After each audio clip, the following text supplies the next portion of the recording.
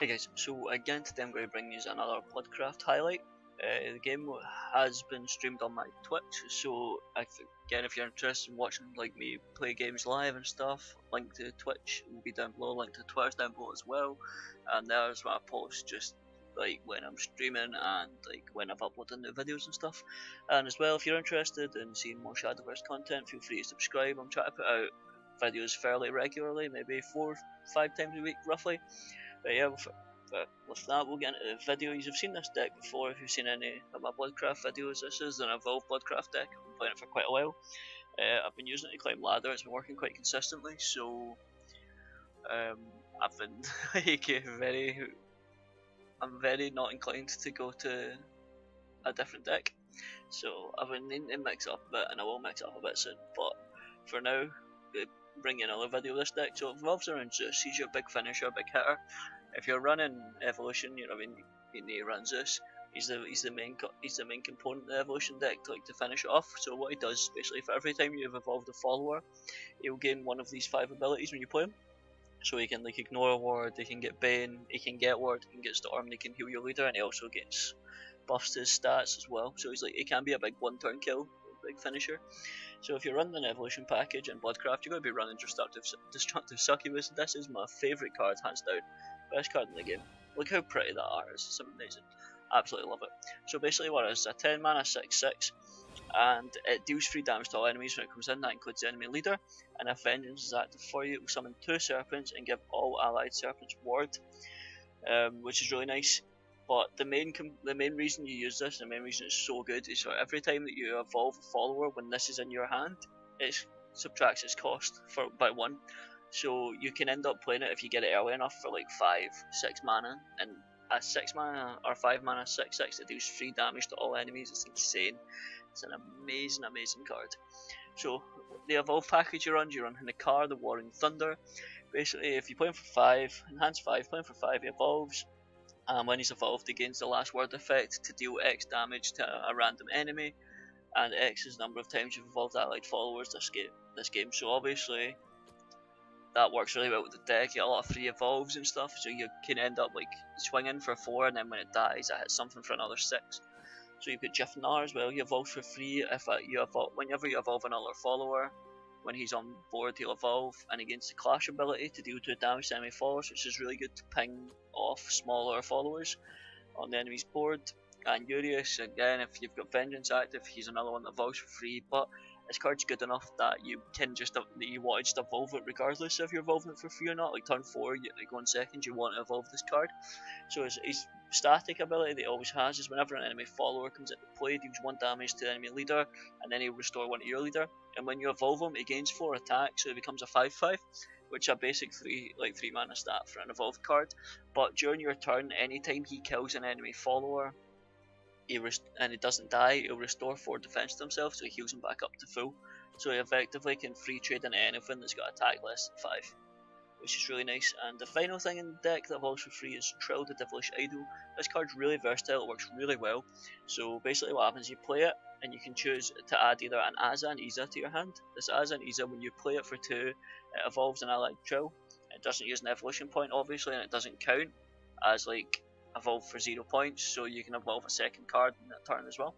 And it also restores 2 defense when it dies, which is nice. And the other option is Demon Song, which is a 3 mana AoE spell. It deals 2 damage to all enemy followers, and if Trill's in play, it will deal 3 instead, which is really nice. And the final thing for the evolve package you run is Olivia Blackened Wing, because if you run the evolution cards, you want to run that. It just extends your plays more. So what it is it recovers X play points, and X is the number of followers that you've evolved. So say if you've evolved 5 followers, you play Olivia on 8, and you gain 5 play points back, so you've effectively only played it for 3.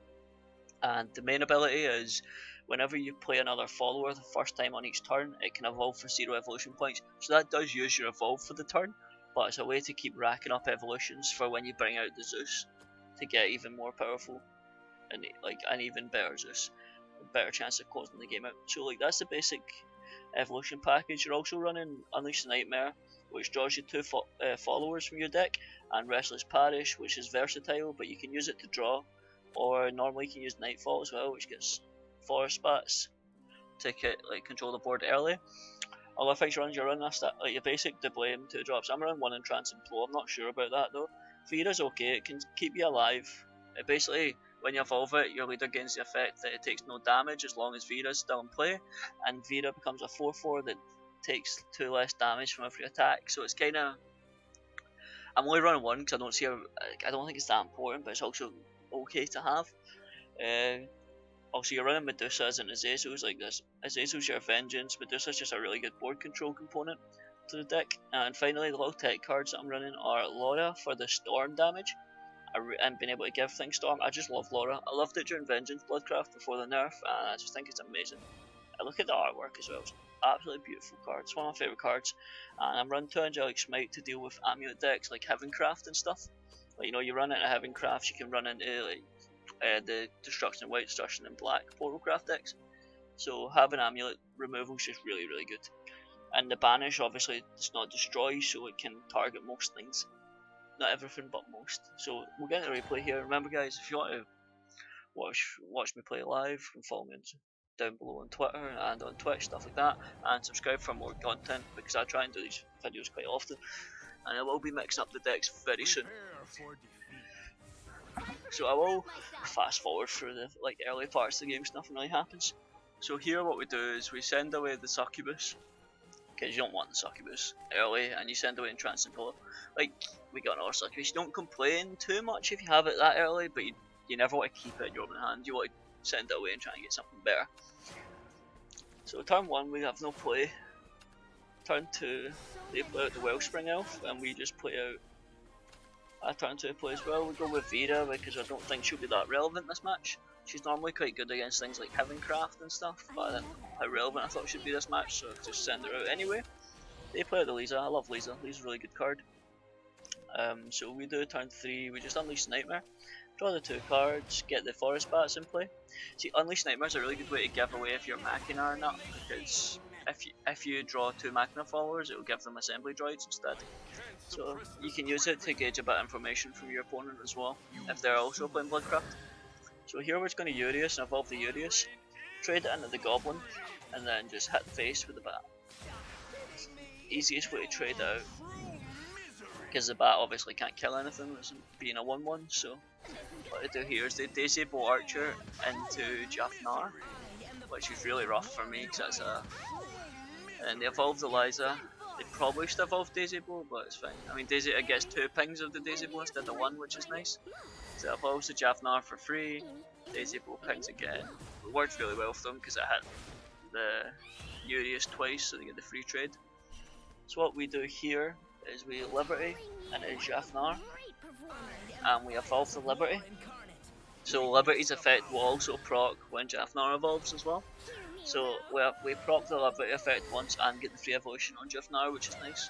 So we deal the 1 damage, heal ourselves, and then we trade into the Disable with Liberty and then Jafnar, because the Clash, my Clash activates first, so it will kill their Jafnar before it can hit me.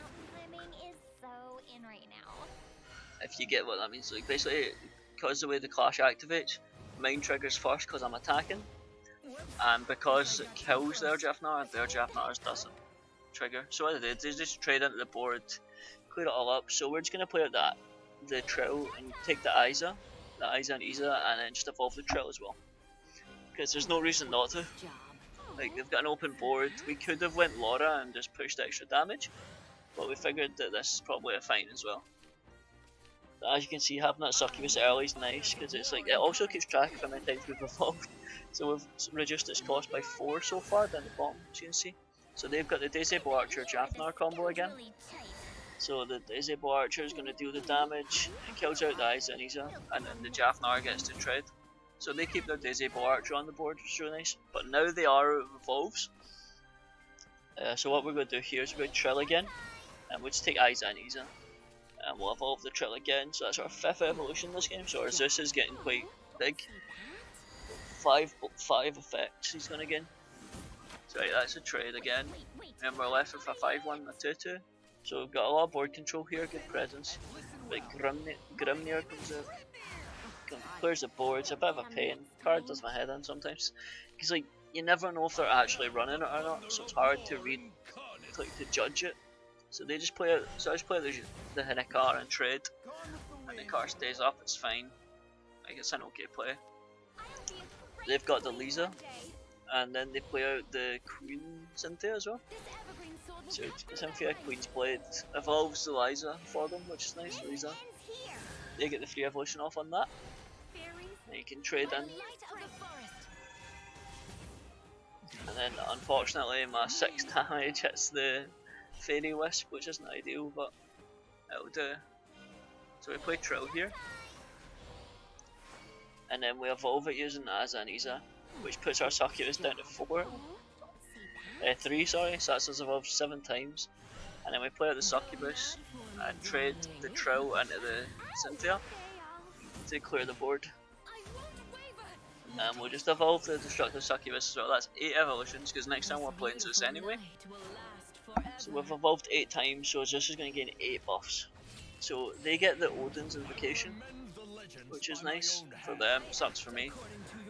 And then they get Jeffnar and Hinekar out as well. So that's them getting 3 evolutions again. They get the 2 free evolutions, and the Odin gets to swing. So trades into Succubus, then Jeffnar. The Hinekar's ability kills it. Odin swings at face. So what we're going to do is obviously we're just going to play Zeus. It's turn 10, we've evolved 8 times. So we play out the Zeus, and as you can see, the Zeus, it heals us up once and then it just becomes an absolute monster. 15-16 to face for the win. And I don't think they'd had a way to deal with it regardless. But like if I didn't get the storm, but that's the game. I just thought it was quite a fun one. I enjoyed playing that one. Plus, evolved Forestcraft isn't something you see very often. So that'll be it for today, guys. Hope you guys enjoyed the video, and I'll see you in the next one.